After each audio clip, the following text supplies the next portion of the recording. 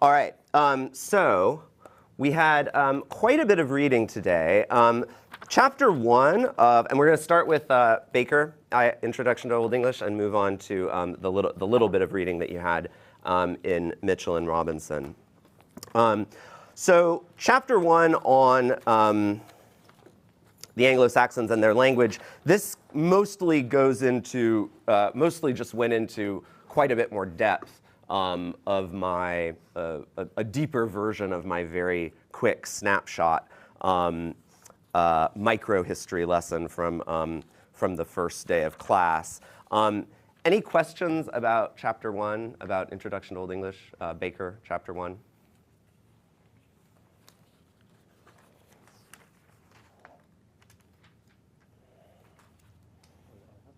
Yeah, go ahead.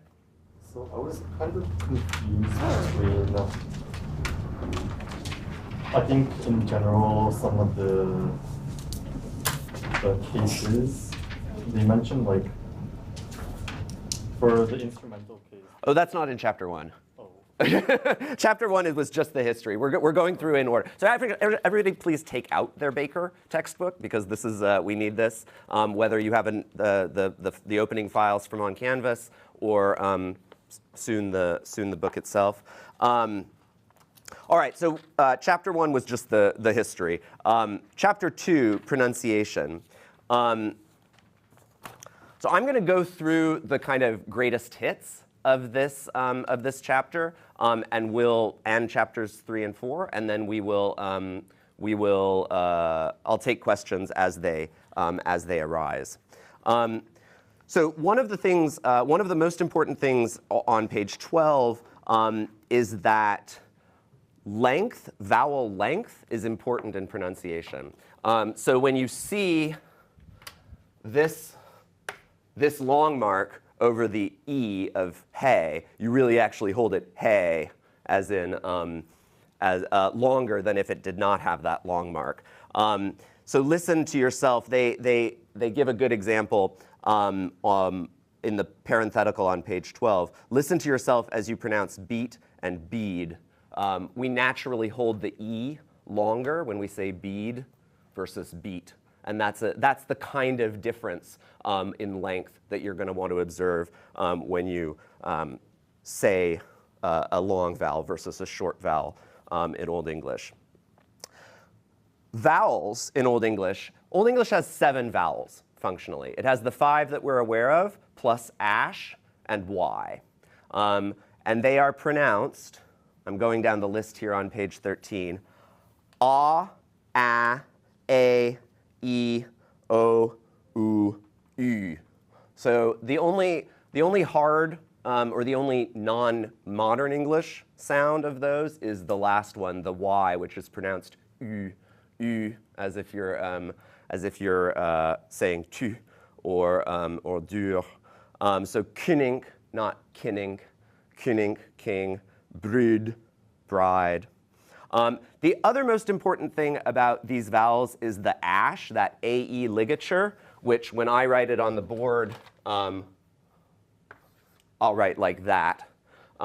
This vowel is always pronounced ah, as in cat. Make sure to pronounce it that way, even when it's hard to do so. So, what, that first word of that first email I sent you at the beginning of the semester, that becomes modern English what.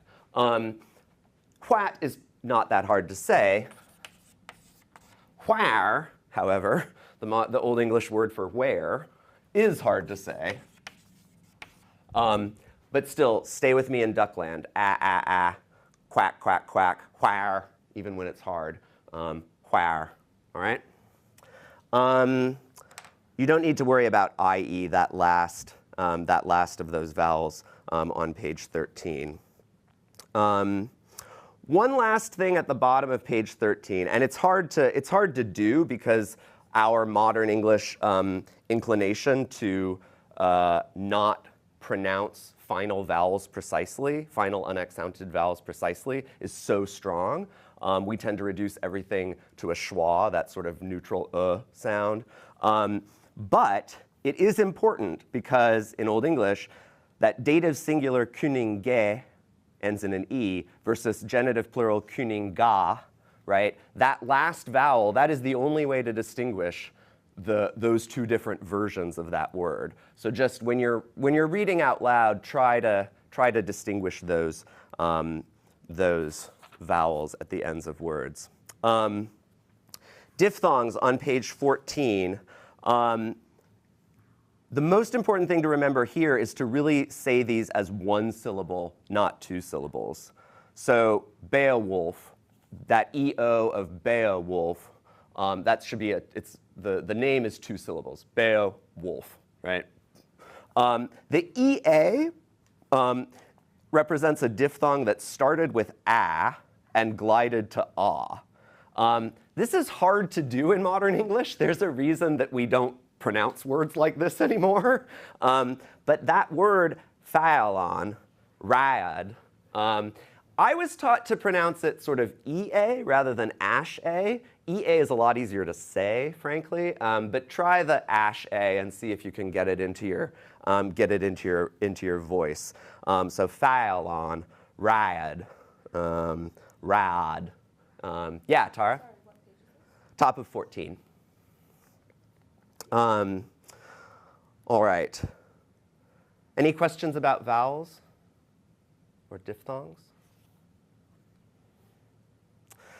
All right, consonants, I'm not going to go over all of these in detail. The most important thing to remember is just that there are no silent consonants. So if it's there on the page, say the letter.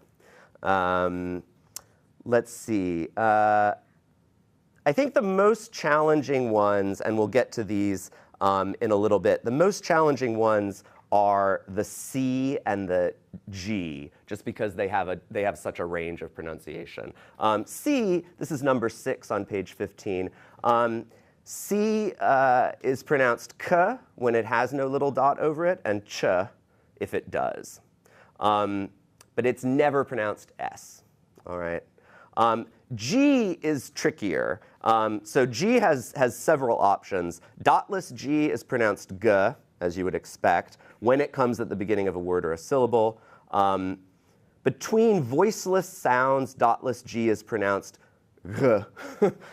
So like dagos, you just kind of, this G, you just sort of swallow it. So instead of dagos, it's like dagos. Everyone try that? Dagos? Dagos. Yeah, okay. We'll get practice later on. CG is pronounced j. So fridge, bridge, edge, number 8 there. And H is always H at the beginning, but at the end it has that h sound. So nicht, nach, thach, dwerg for dwarf. And SC is usually pronounced sh. So what looks like skip is actually ship. What looks like ask is actually ash. Rushon. There are a few exceptions to this, but that's pretty safe. Any questions on these? We'll get practice as we all read aloud together. Oh, by the way, I did put up a video of me reading the Old English rune poem on Canvas. So if you haven't checked that out, it's a good way to just get the sound of Old English in your ears as you're working at home. All right, so more about vowels now. 2.2 at the bottom of page 16, leading into 17. I-mutation on page 17. I-mutation is a shift in the quality of a vowel, so it's pronounced with the tongue higher and farther forward than usual. And there's actually a useful diagram on pages in Mitchell and Robinson. On page 22 of Mitchell and Robinson, it has a kind of a diagram of where in the mouth the tongue is located when these vowels are pronounced. It's, you might find it useful. What's what's nice about table 2.1 is that it gives you the kind of key for how unmutated vowels become mutated vowels. You do not need to memorize this table. It will never show up on a quiz. But I do encourage you to sort of practice making those sounds, those shifts from ah to a to a to e, o to a, u to u. The reason for doing that is because it will help you recognize a lot of irregular Old English nouns take I-mutation in the plural. This is how we go from mouse to mice, goose to geese. That's the process. And you can see goose, that O becomes E. Anyway, don't need to worry about it too much right now, though. One little point I will note on page 18, though, is that some modern English words have the way that I-mutation works often leads to ash turning into EA. So for example, you see halon, halon becomes there. That will become heel in modern English. Similarly, rad will become read in modern English. Again, not something you need to memorize, but just something to know. Like if you're guessing about the meaning of a word and you see an ash, try turning it into an EA and see if it makes sense. This process, by the way, whereby the vowel changes but the consonants don't, that's very typical of the linguistic evolution of English. Vowels are much, much more inclined to change than consonants, which is not to say that consonants don't change. They do, but it's just something to remember. Any questions so far? All right, page 19. Take a look at the fuller middle of the page, the fuller explanation, well, top-ish and middle of the page. These fuller explanations of C and especially G. I've already gone over the difference in G word initial as goad, glad, versus the kind of swallowed G of dagos, sorga, sigon. Very importantly, that dotted G is almost always pronounced y. So yestrendai for yesterday, slain, slain, may, sail, meaning sail, sailuda. The only difference really is certain, when you have N and then dotted G right after it, it's pronounced just like in modern English, angel, senja. And then I think that's about it. Accentuation. This is also important. Bottom of page 20. This makes life so much easier. All Old English words are accented on the first syllable, except, it's a pretty limited exception, words with that prefix GE, or the y, this prefix. Here, we accent the second syllable. But other than that, everything is pronounced on the first syllable. Only other exception to that is that verbs with prefixes are accented after the prefix.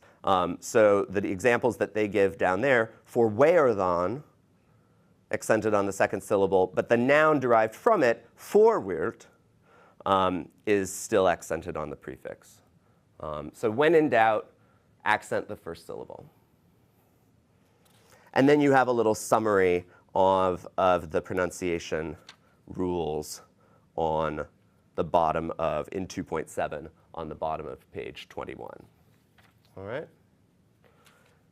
Any questions there? Okay, basic grammar, a review. I'm not going to go through all of this, but I am going to emphasize the importance of understanding the difference between a clause and a phrase, okay? So a phrase is a cohesive group of words that lack a subject and a verb, whereas, or rather, a subject and a finite verb. A clause is a group of words that has a subject and a finite verb, okay? And a finite verb just means like a conjugated verb that's inflected, as distinct from an imperative or an infinitive or something like that, okay? So in the example that I put up on the board here, I put it on the table that I bought in Greece. Let's find some phrases and clauses.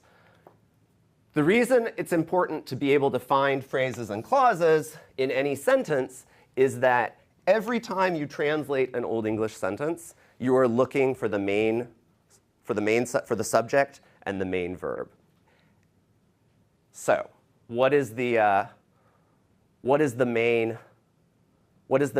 subject and what is the main verb of this sentence? Yeah. The subject is I and the main verb is plug. Yep, exactly. So here's the subject and here's the verb, and yet we have other verbs, right? What is the other verb? Bought, exactly. So we know that there are how many clauses in this sentence? 2, exactly. There will always be as many clauses as there are subjects and verbs. But this one is governing this one. How is it doing so? What are the phrases? What are the phrases that we can see, and what kinds of phrases are they? Yeah, go ahead. So we could distinguish a prepositional phrase on the table that I bought in Greece. Okay. Then we could distinguish a noun phrase, the table that I bought in Greece. Okay. Then you could inside that have the clause that I bought in Greece. All right, good. And then you could have a final prepositional phrase in Greece. Very good. So here we have a noun clause. Here we have a long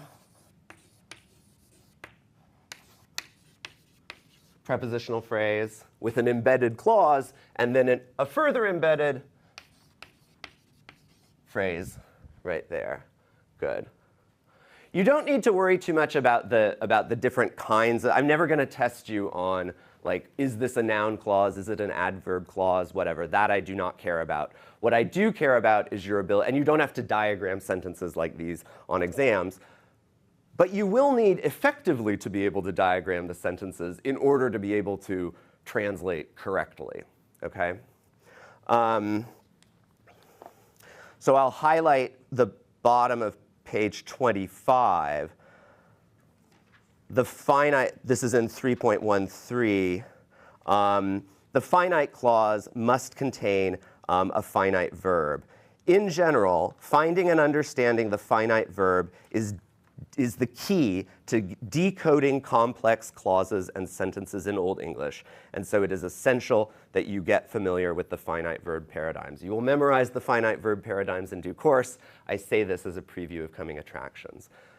The reason that the verb is more important than the subject in Old English is that the verb is always there, whereas the subject can be implied, as it is in some modern languages as well. All right? Questions? I'll just say very quickly on page 26, when it says the past participle is also used to form a periphrastic passive. Periphrastic just means using multiple words to carry the meaning. So using the words most lovely as opposed to loveliest, that's an inherently paraphrastic way of speaking. Okay? So the king was slain as opposed to just the king died, etc. Let's see.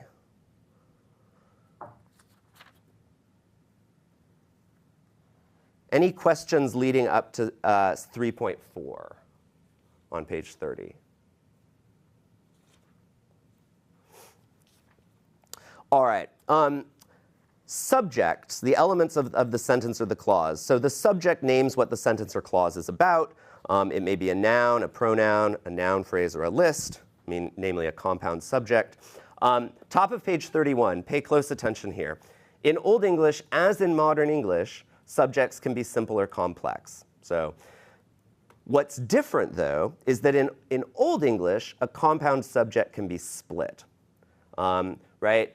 If I say in modern English, my friends and I are going to the store, I would never split up my friends and I in the sentence. That would be very, very strange. I would not say my friends are going to the store and I. In Old English, they do that all the time. So, for example, my shield protects me and my sword. In modern English, that sentence is unambiguous, if a little weird. The me and my sword are the compound direct object of protects. In Old English, however, my shield protects me and my sword. The only way you're going to be able to determine whether my sword is, as it is in modern English, an object of the verb protect, or part of the compound subject, i.e. my shield and my sword protect me, the only way you're going to be able to distinguish is based on the case, the grammatical case of the word sword. All right? Which is one of the reasons that knowing the paradigms is so absolutely crucial to being able to decode these sentences.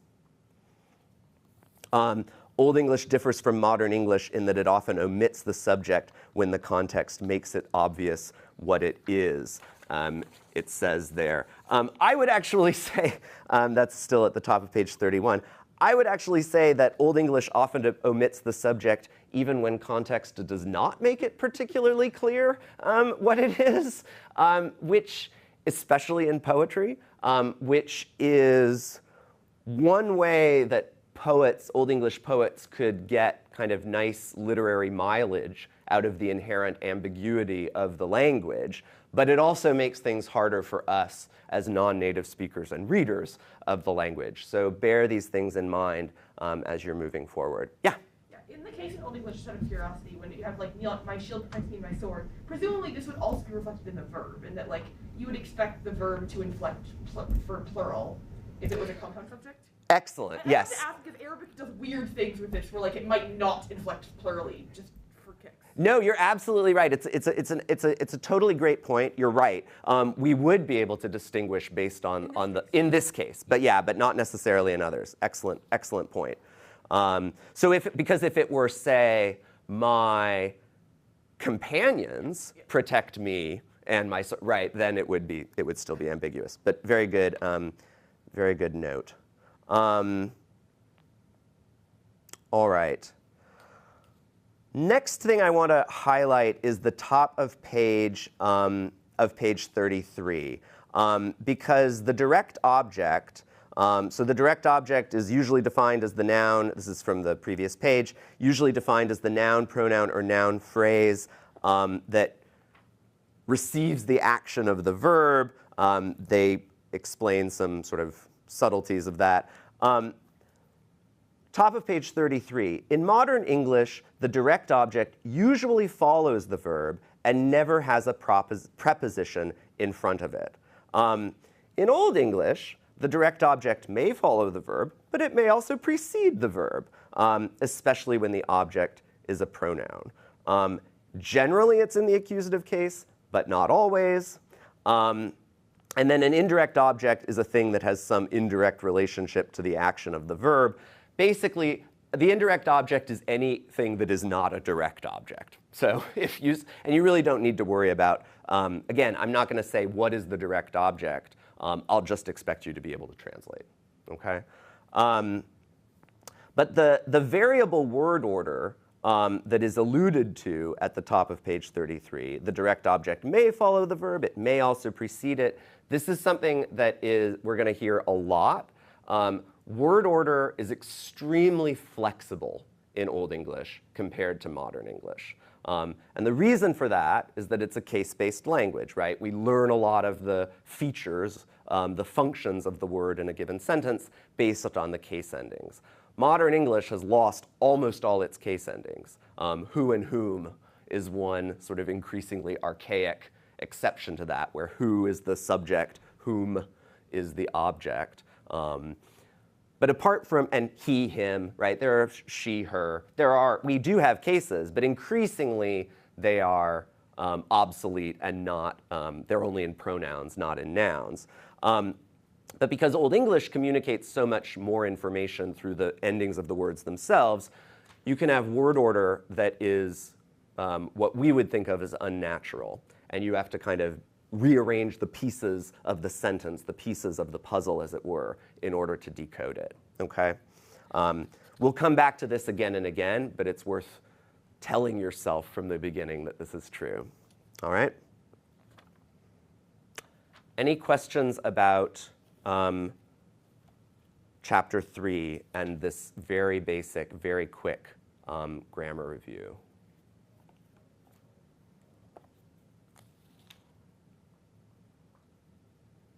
All right, let's move on to Chapter 4 and cases.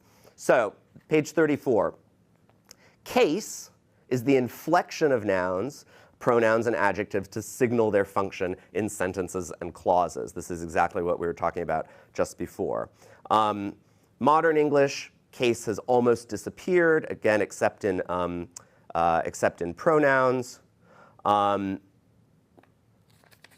The cases in Old English are nominative, accusative, genitive, dative, and the increasingly archaic as we move. It's actually archaic, even a little archaic, even from the beginning of our written record, the instrumental.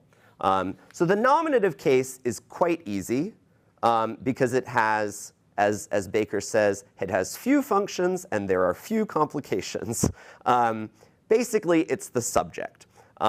It's also the complement. So the complement is the word on the other side of a linking verb, such as to be. So seo sunne is switha broad. The sun is very broad. Broad there is in the nominative because it is the complement of sunne. And then since Old English does not have a vocative case, like some languages, the nominative is used for direct address as well. But those are really the only things that it gets used for. The accusative case is also pretty straightforward because direct objects of transitive verbs are typically in the accusative case. So thus, in the sentence at the top of page 37, his agen swustor beburiede his leech, his own sister buried his corpse. Leech is in the accusative. Some prepositions always take the accusative, no matter what. And sometimes you have an accusative used adverbially in expressions of time. But you don't need to worry too much about that. All right, genitive. The genitive case modifies or limits a word, this is page 37, by associating it with something. So for example, in the phrase, Thas Kuninges Swerd, the king's sword, the sense of sword is modified by our saying that it belongs to the king. We're not speaking of any just sword, or of just any sword. Most genitives will fall into one of three categories. The possessive genitive is the one that we're most familiar with. The king's sword, St. Edmund's feast day. But the partitive genitive is an extremely important, because extremely common use of the genitive in Old English. So, for example, Alch thara manna, each of the men, Eilra kuninga best of all kings. As the translations with of suggest, we have a roughly similar construction made with the preposition of, but Old English doesn't need the preposition because it has the genitive case to sort of embed that of directly into the word itself. So make sure that you're on the lookout for that. And notice already, just in those two examples, how in one case the partitive genitive comes after the adjective, Alch eilra manna, and in the other one, Eilra kuninga best, the partitive genitive comes before. Again, typical. You've just got, so one piece of advice I like to give is to kind of like, we have very rigid word order in modern English. In order to read Old English well, you kind of have to almost like, I think of it as like relaxing our sense of what word order can do. And you have to develop a kind of almost like flexibility of mind in saying, okay, well, what if this word goes with that word, even though they're separated by like an entire line of poetry, and so on and so forth. Finally, the third element of the third aspect of the genitive is the descriptive.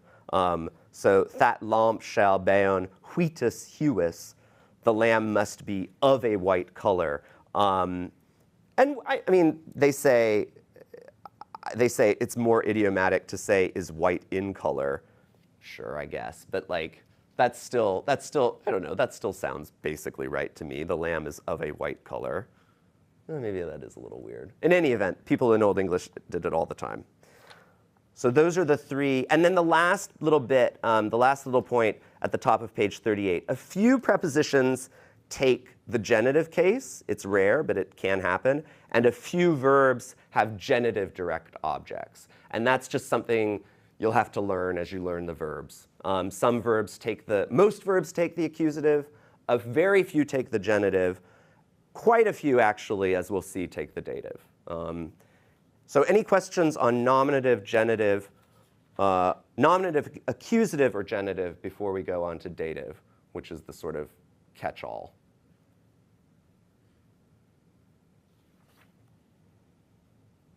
All right. So 4.2.4, page 38. In all of the Germanic languages, the dative case is an amalgam of several older cases that have fallen together. So dative, locative, ablative, and instrumental. Pre-written versions of Germanic languages, we think, had all of these cases, but for the most part, they've all sort of like collapsed into the dative by the time that we're working. This is good in as much as it means you have fewer paradigms to memorize. It's bad in the sense that the dative can do almost anything, we will discover, all right? Or it's not bad, it's confusing, potentially. So I'm gonna go through some of the most important uses of the dative case, and then we'll take questions. So the dative of interest signifies that in some way, that one is in some way interested in the outcome of an action. This category includes the indirect object. So give him his sword, give him his sword. But the dative of interest also covers situations in which something has been taken away and is therefore sometimes called the dative of disinterest. Benam he him his bishopshire. He took his bishopric away from him.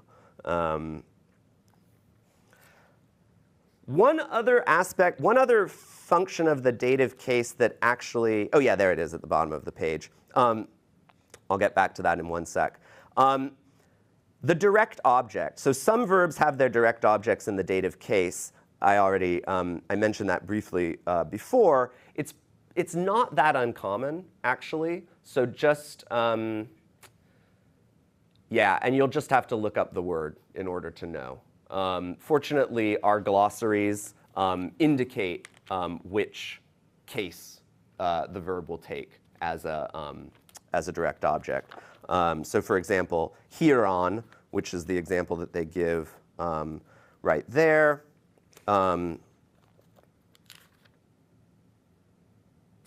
Oh, I guess they gloss it under. It takes a little while to learn to get the hang of using Old English glossaries because there's a lot of words can be spelled a lot of different ways. There's no such thing as standardized spelling quite yet. But if you look up Huron on page 333 of the glossary, to hear, to listen to, and then to obey, and then it includes in parentheses with the dative. So the glossary will guide you.